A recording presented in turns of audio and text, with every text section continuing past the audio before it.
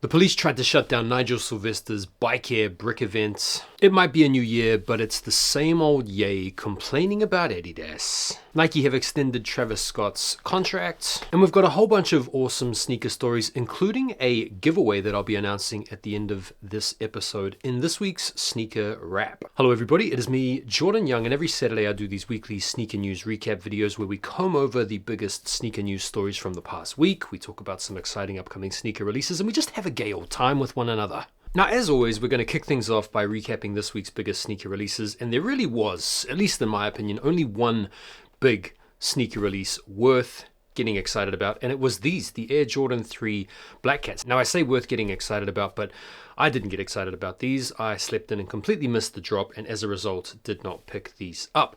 These sold out pretty quick from what I've been able to gather here in the UK. Some people were messaging me in Australia saying that these are still sitting in stores, so I'm not sure what about the sneaker is not particularly appealing to the bros down under, but yeah, did you guys come up on these? Feel free to let me know. Right, let's get into the news. I want to start off with this story. It's a brand new year, but it's the same old yay. He made a post on IG earlier in the week, surprise, surprise, complaining about Adidas. In his post, he says that if you go onto Google and you type in Yeezy.com, the first search result to come back is a link to the Adidas website. And instead of attributing this to Adidas's superior search engine optimization, he reckons that there's something a little bit more sinister afoot, essentially complaining that Adidas are doing this in a bid to thwart his rehabilitation into the sneaker/fashion space. Now, in response to this, Adidas went ahead and cleared any mention of Yeezy whatsoever from their entire website, and if you do go on to Google right now and search Yeezy.com as I have, at least here in the UK, the Yeezy.com website is the first result to come back. You can click the link, go through to his website where you can buy a whole bunch of merch for £17 or $20. Now, some people have been wondering why the Adidas website was the first search result to come back when typing in Yeezy.com, and some experts in search engine optimization came back with the following facts. One of the reasons that Yeezy.com brought up Adidas first is because of the Adidas.com's superior domain rating. And this metric suggests how credible websites are based on backlinks. The Adidas website, 33 million backlinks. The Yeezy website, 4,000 backlinks. On top of this, Adidas boasts basically like a 15 times higher traffic rate to the Yeezy.com website. And another interesting point is that real life stores have an impact on Google search results as well. And if you look at Kanye's own screenshot from doing this Google search, it seems to be a redirect towards Google's shopping section, where priority seems to be given to the user's proximity to physical stores. And of course, Yeezy.com doesn't have any physical stores. And also there's going to be a lot of historical data built up on the algorithm pairing Yeezy and Adidas, given the track record those two have had over the past 10 years or so. And so any suggestion of Adidas acting out of pocket or trying to sabotage Ye, I think is for the birds. But this does bring up another interesting point. Are we excited about what Kanye has to bring to the fore in 2025 with this very lofty ambition to bring a $20 fashion catalog to the market? I'm not. Are you? Let me know. Nigel Sylvester has been in the news this week for basically chucking a big old brick on the back of a truck and driving downtown in New York. And the cops actually showed up to this event, which some people were speculating could be a sneaky type of pop-up release for his very hotly anticipated Air Jordan 4 collaboration. That release, by the way, is supposed to be going down in March. But you can see here the promotional content. Brick obviously being the basis for the colorway of the sneaker. Some people like myself were maybe thinking this could be his grandma's barbecue, but no, it's the brick. So we've had the fence, we've had the driveway, and now we've got the brick. Yeah, some people are talking about the sneaker in shoe of the year type terms, which I think is a little bit hasty, but there's no doubt about it. It is a good looking sneaker with some cool looking materials, and obviously it is based on a literal brick. So I don't think there'll be figurative bricks in the sneaker sense.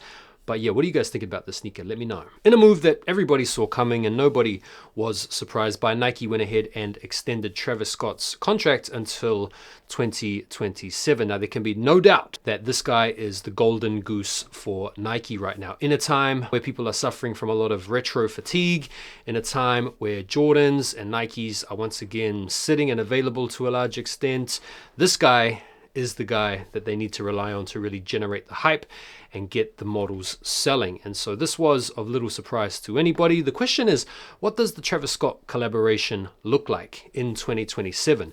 Are we still going to be looking at a whole bunch of Jordan 1 lows, or is his own line going to be the thing that's focused on most going forwards? I don't know. All right, we've got some lawsuits to talk about, as well as some lawsuits that have only been aired out in the court of social media. This brand here, Satisfy, have accused Nike of copying their famous moth tech technology that goes all the way back to 2015. And some of you might be looking at this top thinking, bro, I've got a top like that. I found it last week at the bottom of my wardrobe. And these are actually a thing, like this moth tech technology.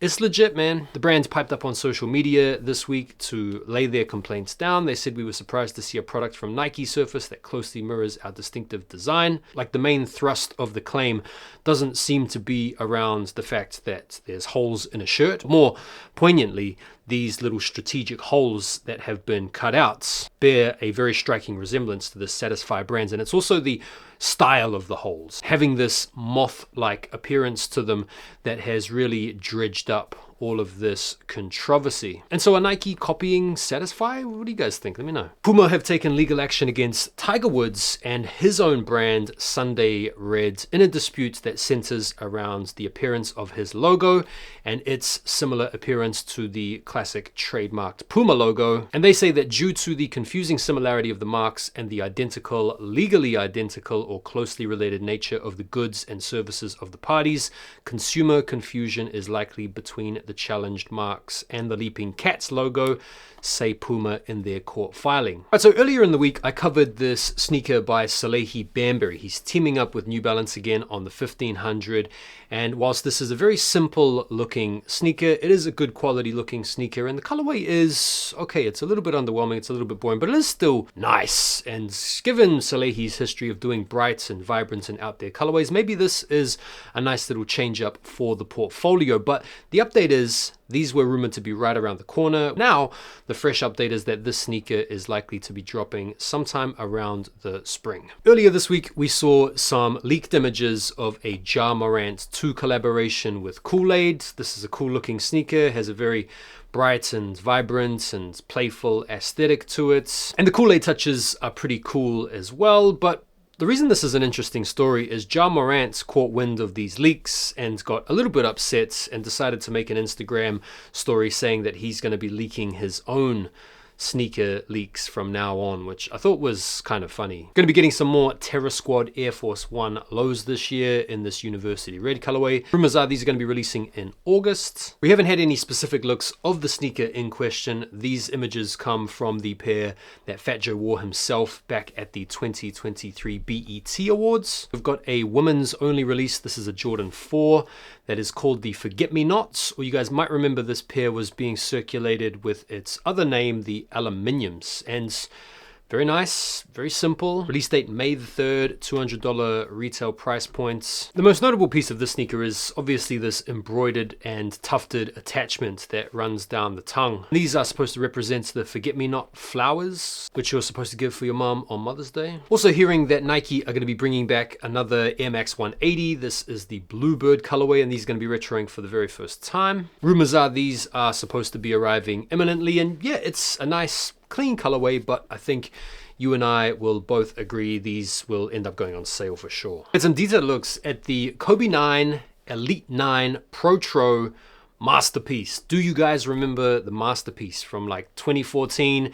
It was the climax to the Prelude pack, and this was a really coveted sneaker back in around 2014, 2015. And now coming out as part of this Year of the Mamba pack. And they're dropping on February the 8th. They are going to be running a pretty hefty retail price of $240. And they're also going to be accompanied this year by a number of other very significant Kobe releases, including some of the Kobe 9s like the Beethovens and the Moonwalkers. Stadium Goods is closing its New York City store. And this New York City location on Howard Street has been in place for 9 years now and will come as a source of lament, I'm sure, for barely anybody, let's be honest. Some on-foot looks at the Hayley Wilson SB Dunk lows. I don't know what you think.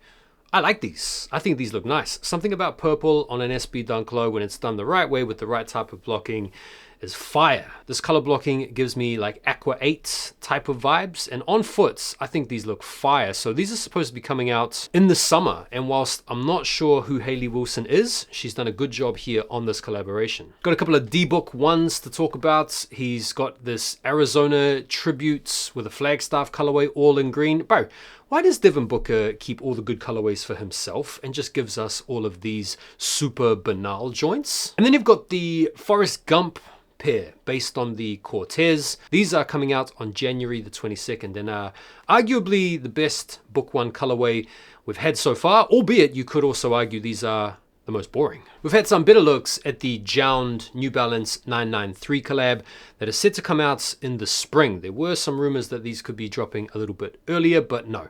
Spring is the date we have to look forward to. And there's a couple of different colorways here, although if you kind of squint, they look almost identical. This is classic JOUND. Minimalist to the point of potentially perceived uninvolvement. And as much as I might deride these and chastise these, I will still inevitably try to go for these. I've had some official images of a pair of Lebrons, the 22s, the Monopolies. Cool, man. 200 bucks though.